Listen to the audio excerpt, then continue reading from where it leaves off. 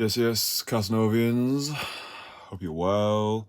So in this one, we're going to be talking about the spotlight effect and how I overcame my fears of being seen, and how by listening to this live stream all the way through, you're going to be able to hopefully do the same thing as well. So, yeah, the spotlight effect, juicy topic. If you're someone who is actively going out there at the moment and you're looking to cold approach people, or maybe you're starting off your journey and you've got this feeling inside of you, yeah, like maybe you're thinking about going over to somebody who you find attractive and interesting, but there's this voice in your head, or maybe there's this feeling of resistance of, oh no, what are other people gonna think? Yeah, like what are these strangers, what are they going to think of me? Yeah, so we call this a spotlight effect. It's just this resistance towards being seen.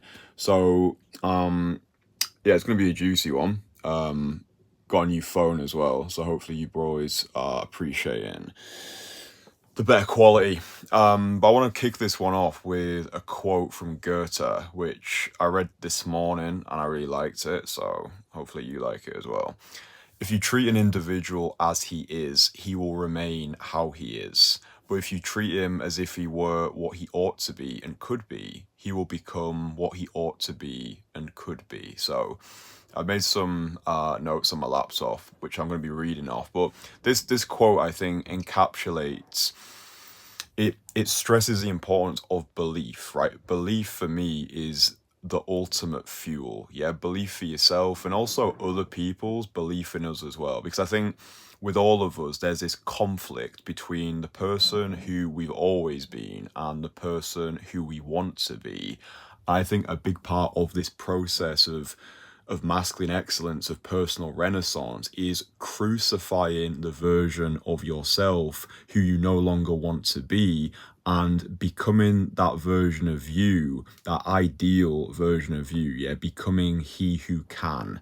I really do think that's what this process is about. Yeah, it's not like just because you've been a certain way all your life doesn't mean you have to continue being that way. But for this evolution to happen, you need to crucify the version of yourself you no longer want to be. So I think it's important to start where you're at rather than where someone else is at. Yeah, so we're all operating on our own timeline, right? So don't compare your first chapter to someone else's final.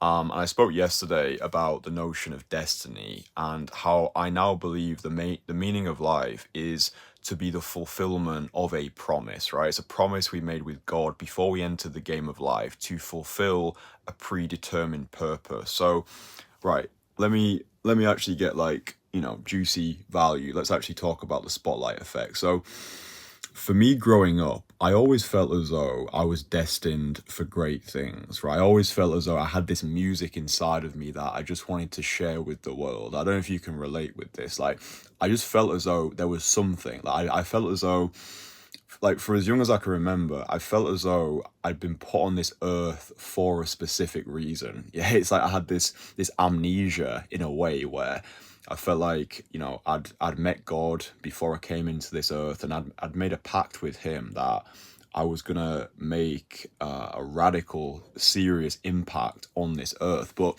the problem was for me, like growing up, I had severe social anxiety, so I would break out into these sweating fits at school whenever I got put on the spot to answer questions. And this was the main symptom of my social anxiety. It was whenever I was in a classroom and I got put on the spot, or whenever the attention got placed onto me in a classroom setting, I really despised it. Like, I didn't like it. If I was at home and family would come visit, I would run upstairs because I was terrified of talking even to my family. Yeah, and it's like people meet me today or they see my stuff online and they think that, oh well, this guy has always been this way. Yeah, he's always been radically confident. He's always, just popped out the womb being a hashtag natural. And the person that I am today, this is 14 years of relentless dedication, like, and that's why I say to you, the way you start is not the way that you finish. Yeah, this conflict inside of you that you probably feel right now, which is the reason why you tune into these live streams. You feel as though you could be more. You feel as though you could be doing more, not in like a hustle culture type of way, but there's this music inside of you that you feel as though you need to be expressing. And I think that's why when we procrastinate or we fill our time with mindless activities, we have this almost existential crisis where there's that conflict between what we're doing and what we feel as though we should be doing. Yeah, it's that fulfillment of the promise that we made before this. But yeah, I wanted to pre-frame it with that because I want to be able to speak to you as a brother rather than as a guru, right? Like, I don't want to come onto these live streams being like, yeah, I figured it all out, or there was never anything wrong with me, or, just be like this personification of perfection. Like, I want these live streams to function as an echo chamber of empathy, like, I get it. I felt the whole thing, like the social anxiety, the sweating fits, the not knowing how to talk to girls, not knowing how to talk to people, all that stuff. So I'm just gonna hit you with a list of all the things that I've done to break free from that scared little boy inside of me, to become more, socially free, confident, like however we want to describe it. So, yeah, the first thing that I did was becoming a magician. So at 13 years old, I became a magician. I started cold approaching people around parks in the Lake District, and my entire mindset behind this was I just want to take a sledgehammer to my social anxiety. So I decided upon the hardest thing that I could think of, which was performing magic, and I dedicated myself to the craft of magic. And it wasn't just the magic that I was doing it for. Like, obviously, yeah, performing magic is fun, but it was, like I say, it's deeper than day game. It was deeper than magic. Like, the reason why I was doing magic was because I wanted to evolve into that more confident version of me. So I was performing magic since the age of 13, and then I elevated into like busking, doing street shows, anything which invited the social spotlight onto me. And I think that is the gem of this live stream. The mantra that I always use with guys who I work with is don't avoid the spotlight, invite the spotlight, right? Whatever we resist persists. And I do believe that the best way through any fear is going through it. Yeah, like just penetrating that fear rather than like tiptoeing around the edge. Like, if you're someone who's I don't know, if you're someone who's scared of water, get in water. If you're someone who's scared of elevators, get in elevators. If you're someone who's terrified of approaching girls or public speaking, approach girls, put yourself on a stage, talk to people. Like, I think making a practice out of dive bombing into discomfort and doing what terrifies us on a daily basis, I believe that is the fastest and the most guaranteed way possible to actually alleviate the fear. Yeah, and it's not a magic bullet as well. It's not an overnight fix. I'm not being like, yo, I started performing magic at 13, and after a day, my social anxiety was history. No, this is why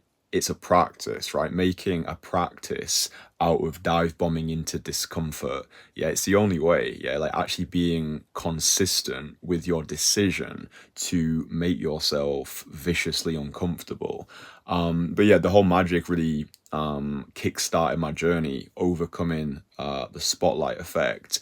I think when it comes to overcoming this resistance to being seen, I think it's important as well to understand why you actually have this resistance. Like, this was really important for me. It's something I've only really thought about recently, but like, why did I have such a resistance towards the spotlight effect? So part of my thinking behind it is because, like I was saying before, like the meaning of life is to fulfill our promise. I believe that God started me off as this socially anxious social misfit because he wanted me to develop into the person who I needed to become. right? So if I'd have had a very let's say socially straightforward start in life, if I'd have just been the popular kid at school, if I'd have had all of my social needs met, if I'd have just been like that guy young, I wouldn't be talking with you now, right? I wouldn't be making these live streams. I would never have become a magician. I wouldn't have this international lifestyle that I'm living. Like, I would have most likely done what everyone else in my small town did. Like all of the let's say popular people at my school, they're all losers now. Like they're all losers. Like they're all just working dead end jobs, got a couple of kids, maybe they're in a relationship that they're not really that fulfilled in, but and it's like, do you get what I'm saying here? So like what I'm saying to you right now is, if you're going through it right now, or maybe you didn't have the best start in life, maybe like me, you didn't have friends growing up, maybe you didn't have any romantic options, like I truly believe the rougher your start in life, the more great you're destined to become. Yeah, because if the start was easy, the finish wouldn't be worth its while, right? Like if everything was just given to you early on, then there's no appreciation of the climb. Yeah, there's no way that I would be able to work with my guys. There's no way I'll be able to communicate with you if I didn't understand, like if I didn't actually have that empathy. Yeah, and that's why like I'm speaking to you as someone who actually gets it, not someone who's like, oh well, well, I had all of this growing up. Like I wasn't brought up in any sense of abundance. I didn't have the social connections. We didn't have money. There was nothing.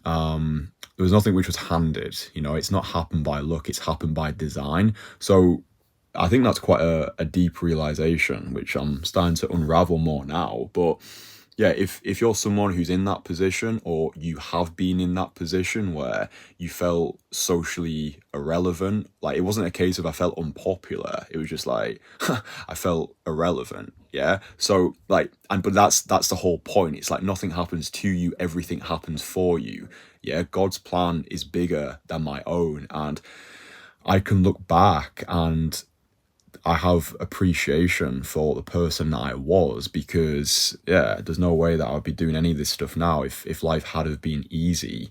It's a little bit like child actors in a way. If you get pumped with so much adulation and dopamine from like a young age, then that's why a lot of them just go like fucking crazy, because it's too much too soon.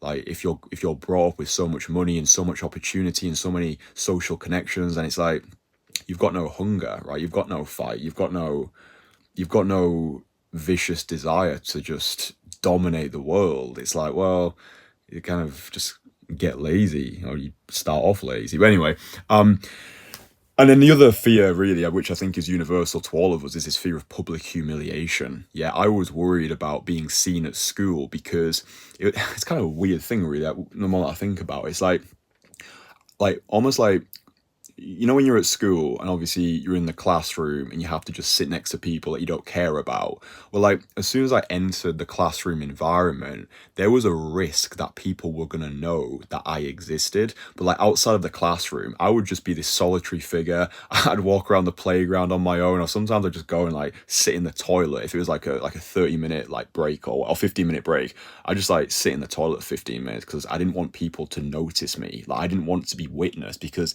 then I felt pressure to perform in some way, which is so bizarre. Like the where I'm at now, like I love being the center of attention. Like I love creating this content. I love blazing a trail. Like fucking I did magic, like performing magic, sometimes like 400 people in a day I would be performing magic for. So when I was performing magic at weddings, I would get paid to perform during the daytime and during the evening time. It's like, just like non-stop performing to crowds of people.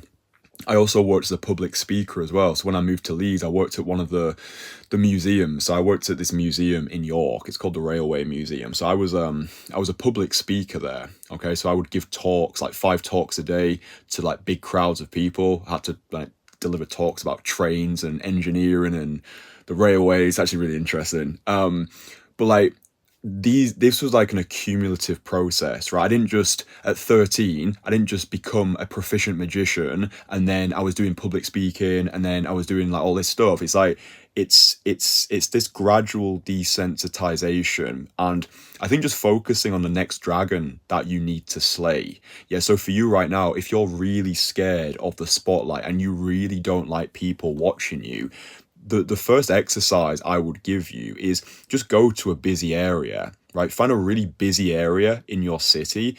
Don't put any pressure on yourself to do anything, right? Don't worry about cold approaching. Don't worry about asking for directions or giving compliments. Just exist, yeah? Just exist in that busy area. And then an exercise that I get guys to do is just imagine yourself, right? We go over this in Conversation Killer, which is my free online course. I'll put the links below.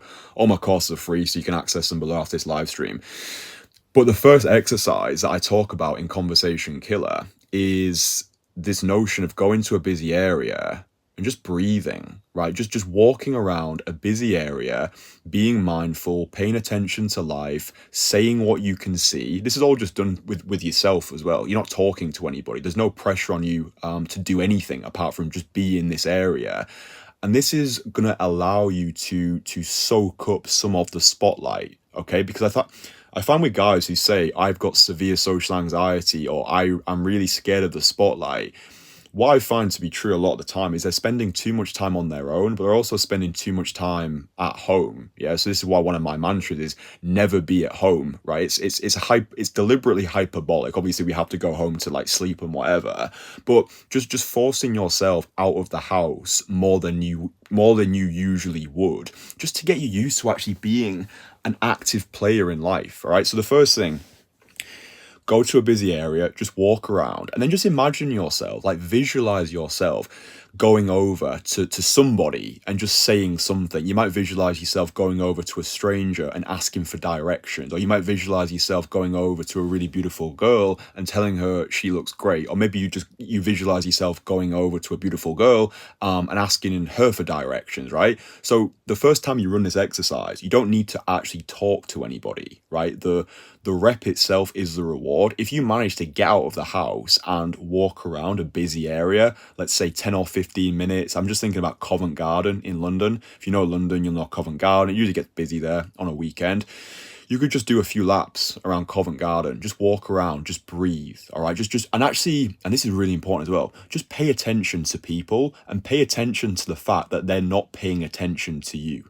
Right, like nobody is paying attention to you. Like nobody is thinking about you as much as you think they're thinking about you. I think oftentimes we have this overblown sense of self-importance, right? We think that as soon as we leave the house and people are looking at us, it's like, oh, people looking at me, what are they thinking? Everyone is just going around thinking about themselves. They're thinking about themselves, their own worries. Oh shit, did I pay the electric bill this month? Oh, that guy's not text me back. That girl has ghosted on me. Oh shit, I've got a dinner party later. Hope I don't look fat in this dress. It's like, people are just being bombarded by so much bullshit that you are the last thought on their minds, yeah? And when you are walking around, let's just say, I'm just imagining you right now walking around Covent Garden, just remind yourself as well that in 100 years, everyone in that fucking place is going to be dead, including you. So it's almost like this dichotomy that I'm thinking of now, where life is like it's almost like taking life serious, but also taking life as one big fucking joke. I think that's really profound. Like, if you can entertain two thoughts at once, then you are quite the individual. Like, if you can simultaneously realize that, yeah, take life seriously, right? We've been put on this earth for a purpose, which is to fulfill our promise, right? We are being led by this prevailing belief in divine providence to fulfill our promise that we made before we entered the game of life. Like, that's the serious side. But then, like, on the other side, recognizing the sheer folly of everything, like, it's just funny. Like, it's just fucking funny. And when you actually appreciate that and you subscribe to my ideology of liberated nihilism, that nothing matters in the most liberating way possible, so let's just enjoy our hour upon the stage, yeah, rather than walking around like stressing about It was Alfred Hitchcock who said there's no terror in the bang, only in the anticipation of it. Yeah, we suffer more in imagination than in reality, and most of our limitations are hallucinations, right? They are self-made, they are self-concocted by our thinking brain. But just this one exercise, if you're someone who's got a lot of bullshit whirring around their mind right now, this is a great place to start. Just go to a busy area and just condition yourself to walk around, breathe in the air. Just take some deep breath in through your nose, out through your mouth. Notice what's going on. Pay attention to the people. Remind yourself that no one cares. Everything is forgettable. And then just imagine yourself, just imagine yourself walking around, talking to a few people. And then that could be all you do for the first time. And then you could do it like the next day, or like in a couple of hours. You go get a coffee. You could phone a friend like who wants to be a millionaire. And then you could like go back to Covent Garden. And then this time, you're just forcing yourself to do a little bit more, like leaning into your fear. Like in The Way of the Superior Man, the author David Data says that, I think it's chapter 8, where he says, live beyond your edge. Yeah, like living beyond our edge. Yeah, because at the moment, like everything that we want it's beyond our comfort zone. Yeah. So by living beyond your edge and doing things which scare you, doing things which force you to grow as an individual, that's when the true transformation happens. And guys are often like, yeah, but I'm nervous. I've got these butterflies in my belly. It's like, yeah, good. Because those nerves, they are a sign of growth, right? Those butterflies in your belly are indicators that you are evolving and becoming the person who you need to be, right? We spoke at the start of this live stream about crucifying that version of yourself who you no longer want to embody.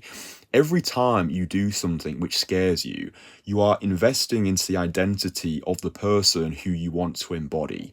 Yeah, because if you were socially free, if you could do anything that you set your mind to, if you could be going on multiple dates a week with gob-smackingly gorgeous girls, you would already be doing it. So the way forward is to become he who can, to become the guy who can be going on multiple dates a week. And this is why it's important to chase identity rather than a goal, right? Chasing identity over goals. So rather than being like, right, to become more socially free, I need to do these tasks. Yeah, that's good. But I think a better way of doing it is, okay, what would the most abundant, carefree, fuckable version of myself, what would he do? How would he act, right? And I think that's what I mean when I'm talking about. I'm just gonna put this light on because I think it's. Oh wait, don't matter. Like investing into or chasing identity rather than goals. So just asking yourself, yeah, like what would that version of me like think of like the most abundant, carefree, socially dynamic version of yourself. Imagine how that person would act. Yeah, act as if. The Bible says, pray as if it's already been done. Yeah, as a man thinketh, so is he. Like, I hope that what you're understanding from this live stream is like it's all in your head. Yeah, like the mind is the most powerful tool, and we want to be using it to work for us rather than working against us. So I think that's like at the base level, overcoming the spotlight effect. Remember the mantra, don't avoid the spotlight, invite the spotlight. Yeah, so just by you walking around a busy area, you are inviting more of the spotlight onto yourself. Now, you just baby step it. Yeah, so the second time you walk around Covent Garden, now you can ask somebody for directions. Yeah, maybe you can go over the next time and you can compliment somebody. Maybe you can ask someone for directions on a busy high street because, oh, now people can hear me. Also just talking louder as well. Yeah, I have a loud voice, and it didn't used to be that way. I used to be very quiet because I was scared. I was scared of being heard. But just talking louder, like drawing attention onto yourself, like being at peace with the worst case scenario. Yeah, like whatever the worst case scenario is. I think for a lot of guys, worst case scenario is if I cold approach a girl, what if her boyfriend comes around the corner? Or what if her friends turn up unexpectedly? It's like, dude, you'll work it out. I think like calibrating after the fact makes far more sense. Like we could strategize and we could catastrophize until the cows come home. But yeah, okay, what if you approach a girl and her boyfriend shows up? Like as long as you're going around like being respectful and you're not getting confrontational, like dude, like I've had that situation a lot of times where I've approached a girl and the boyfriend shows up. Like it's a compliment for him. It's a compliment that his girlfriend is beautiful. I'm just like, bro, like, uh, talking to your girlfriend, I was chatting her up. She's really beautiful. You two make an amazing couple. By the way, do you know where Urban Outfitters is? Because I need to go get myself a girlfriend like that. But like, all these things, like, all these worries that you've got in your mind, like just this notion that no matter what, you can handle it. Yeah. And you're only going to learn it by doing as well. Like, I think for a lot of guys, you just need to get slapped in the face. You need to have the worst case scenario happen to you. Right, cool, boyfriend shows up. Oh, maybe a fucking dad shows up. Like, that video that me and Ephraim made in Cyprus, like how to day game in a small town. Like, my first approach, some random bald guy from a shop just came over and infiltrated my conversation. And dude, like, it's just funny, like either goes well or you've got a funny story. So I don't know. I think just that dichotomy of like, things are serious, but also everything is just this big fucking joke. Like, it goes well, or you've got a funny story. Oh, this random bald guy came over. Oh, her dad came over. Oh, all of her friends came over. But like, this is the only way that you learn, right? Like you're learning on the job. You're learning on your feet. You're not going to learn it by consuming content. You learn it through the library of life. So I think for me, I've always enjoyed like the extreme ways of accelerating my growth as an individual. So this is why I always shout about social freedom exercises. Like if you watch that video that myself and George made, it's called Get Rejected, It Will Change Your Life. Like going out with the intention of getting rejected, like that is such a great exercise for anyone who is worried about the spotlight effect. You're like, oh, I've got social anxiety, I've got approach anxiety, oh, I'm worried about getting rejected today.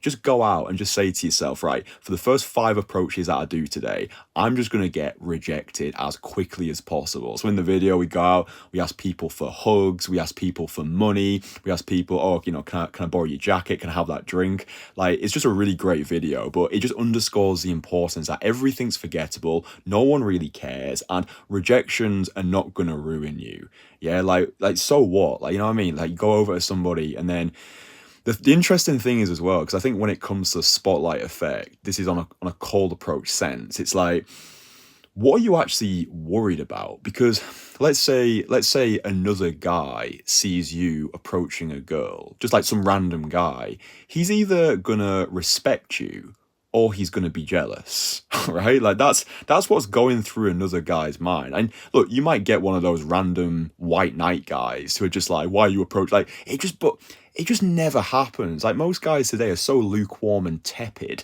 that you're not going to get one of those white knight warriors who come over like, why are you approaching girls? Like they just don't have the balls. Like they're so sucked into their own like blue pilled ideology, or they're scrolling their life away on TikTok, or they need to go and buy like a block of tofu, that they're not going to come over. And even if they do, that's an opportunity for you to practice your ability to handle confrontation. Oh, God has delivered me a curveball right now. How am I going to deal with this individual? And you don't need to get defensive. You don't need to get to be provocative. Like it's just you just soak it up. You're like, oh, you're approaching girls. Yeah, bro, that's fine. No, it's healthy. Like you can do it as well if you want to, but you don't have to. So yeah, like guys are either going to respect you or they're jealous that they're not doing it themselves. And then other girls who are watching, they're going to respect you and they're probably going to wish, oh, I wish it was me getting approached today. Do you know what I mean? So I think, yeah, hopefully by listening to this live stream, especially when it comes to the spotlight effect, there's really not that much to be scared of. Like obviously as well, I think there's a difference between social freedom and social stupidity. Sometimes it's just not conducive to approach somebody. We spoke about this yesterday. Like she feels the spotlight effect as well. Okay, like she feels the spotlight effect. So if there's a girl sat on a park bench and she's got two people sat next to her, then it's probably not that conducive for a conversation right now. Or if there's a girl who's stood in front of like a big group of police officers, then it might not be worth your time. You don't need to make this harder for yourself than it needs to be. I think sometimes guys they think that, oh, I need to make this approach as difficult as possible. Like watch me approach this girl who's like stood like in a big group of other people. Like, oh, I'm so good. It's like, no, you're just fucking stupid, mate. Just like sometimes like it's not always conducive to approach somebody, and that's fine. But yeah, I think it's important to recognize like she can feel the spotlight effect as well, and just having the social intelligence to recognize that. But yeah, social freedom stuff like just doing like push-ups in public, pretending to be aeroplanes, like running around your city, asking strangers for hugs. I think that's my new favorite social freedom exercise. Just going over to people and be like, oh yeah, can I have a hug? Oh yeah, can I have a hug? It's like it just gives you that cold hard slap to the face very quickly. And I just think it's useful, like none of this stuff is a quick fix depending on where you're starting. But I think just reminding yourself to baby step this stuff. Yeah, the way you start is not the way that you finish. Something else as well, actually just doing a 30-day challenge where you have one conversation with one new person every single day. Because I think once you get into this social flow state, the spotlight effect doesn't feel as fierce. Like for me, it's when I'm out of social flow. If I've not spoken to anybody for a couple of days, then those voices are going to be louder simply because I'm out of practice. Yeah, I don't think there's a point where we just get to where, oh, I'm in this state forever. Like I don't like life is not linear. So, you're gonna have your days where you do feel those voices louder than other days. But the best way through it is to get through it and just focusing on being consistent with your social schedule. Yeah, like always be talking to people, just trying your best to be talking to people as often as possible. I think that's one of the biggest mistakes guys make in this, is like they're only social when they're cold approaching, right? It's like just force yourself to speak to more people. Like something that I always used to struggle with was when you go into a shop and you can't locate things. Like it's like, oh, I need to ask somebody where something is located. I always used to struggle with that. I never wanted to ask the shop assistants where things were, because then I was inviting that social spotlight onto myself, and I was like, oh shit, if she's an attractive shop assistant, then I might start sweating. It's gonna get really awkward. So I would just walk around the shop as aimless as a bubble, just like try to locate things. And I was like, right, for these next 7 days, every time I go into a shop, I'm just going to ask where something is. Even if I already know where something is, I just need to get into the habit of pulling the trigger and making myself socially uncomfortable. It's like, where are the jeans? Where are the baked beans? Where are the baked goods? Whatever it was, I would just force myself to do the thing, to actually be the one to initiate. Like I used to be scared of phoning up like the doctors or the dentist to book an appointment. Like, dude, like this is how bad I used to be. Like I used to be a social misfit. Like if that 13-year-old version of me, like if I could have a conversation with that kid right now, I think to an extent this is like who I'm speaking to when I'm making these live streams. But it was weird as well because like when I was like 13, I never felt hopeless. Do you know what I mean? Because like I said, like I always felt, even from just like a super young age, I always felt as though I had this thing inside of me, this music that I wanted to express, this symphony that I wanted to share with the world. So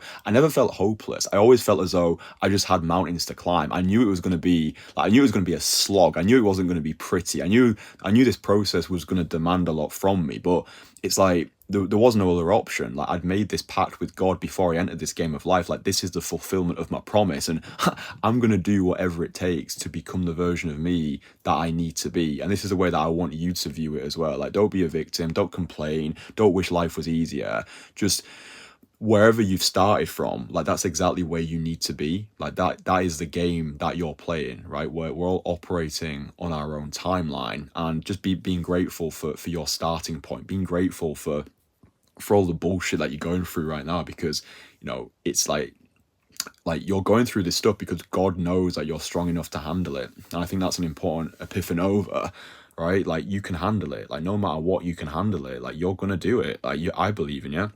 You need to believe in you as well, right? So yeah, I think I've dropped a lot of value in this one. It really comes down to me, like exposure therapy, gradual desensitization, that's useful. Just baby stepping your way into the most socially free version of yourself, being consistent with it. There's no good just doing like social freedom. There's no good doing push-ups in public once and then not doing anything for another 2 months. It's like consistency is king, right? Momentum, yeah, having that momentum behind you, and surrounding yourself with good people as well. Like when I'm laughing my way through life, when I'm just belly laughing, when I've got good people around me, or just like cracking jokes, like the spotlight effect is less fierce. You know, it's like it gives me this cloak of immunity in a way. Like when I've got high aura, when my energy's good, when I'm smiling, when I'm laughing, when I'm creating, and I'm like on my fucking hashtag purpose. Like, yeah, these like the spotlight effect and social anxiety and resistance, it doesn't hit me the same. So I think this is why I try and bang the drum about all this stuff goes deeper than day game. It's not just talking to girls. It's living this full holistic existence where you're finding fulfillment in many things, and each activity that you do complements the other activities. And then the final thing I'll say is just using resistance as your compass. So like whatever you're feeling resistance to, that is the universe giving you a sign that that's the thing that you need to do. So if you are terrified of putting yourself out there, improv classes, like go to meetups, just spend more time around more people who you don't know more often, right? Like that is for me the antidote of overcoming all these social anxieties, all the spotlight effect, all the nonsense. It's taking action despite the fear. Yeah, like Virgil said, blessings on your courage, boy. That's the way to the stars. So I think taking more social risks and being more socially courageous, yeah, doing what your current version of you doesn't want to do to become the version of yourself that you need to be. So yeah, I think that's useful. Hopefully you found this one useful. It's getting dark here, so I'm gonna shut up shop. But yeah, if you've enjoyed this live stream, I appreciate you. Do me a favor as well, if you're still watching, drop it a like. Just tells me that you're enjoying the live streams and you want to see more. Fuck me, it's well dark. I'm like it's like I'm in an igloo. But no, like the live stream, I appreciate you. We'll do it all again tomorrow. Daily live streams for the entire year. But yeah, go out there, treat the world like your personal playground. Don't die with your music still inside of you. Eternity's a long time. We're too long dead. So whilst we're alive in the flesh, might as well have fucking fun, right? So anyway, love yous. I'll speak with you tomorrow.